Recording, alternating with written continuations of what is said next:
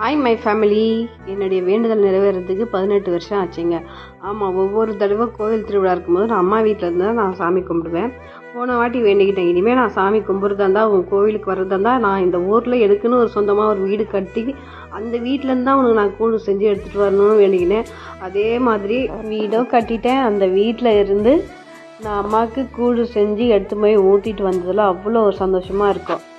ஒவ்வொரு டைமும் அம்மா வீட்டிலேருந்து நம்ம பூஜை பண்ணுறோமே, நமக்குன்னு எப்போ வீடு கட்டுவோம், நம்ம வீட்டிலேருந்து எப்போ நம்ம கூழ் எடுத்துகிட்டு போகணும் ரொம்ப ஆசையாக இருந்தது. அந்த ஆசை இந்த வருஷம் அந்த அம்மா நிறைவேற்றி கொடுத்துருக்குறாங்க.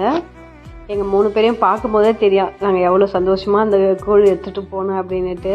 உள்ளே போயிட்டு சாமி கும்பிட்டுட்டு வெளியே வரும்போதெல்லாம் செம்ம மழை. அங்கேயும் கொஞ்ச நேரம் வெயிட் பண்ணிவிட்டு அதுக்கப்புறம் வீட்டுக்கு வந்தோம். காலையில் தேர் வரும். நம்ம வீட்டுக்கு வரும்போதெல்லாம் 5 மணி ஆகிடுச்சு. தேர் கூடிய கரகாட்டம் ஆடிட்டு வருவாங்க. சூப்பராக இருக்கும். அது எல்லாருமே அவ்வளோ அழகாக அவ்வளோ சூப்பராக ஆடிட்டே இருந்தாங்க.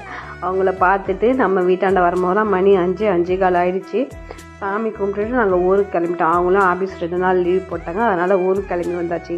ஓகே ஃப்ரெண்ட்ஸ், அடுத்த வீடியோவில் சந்திக்கலாம். பாய்.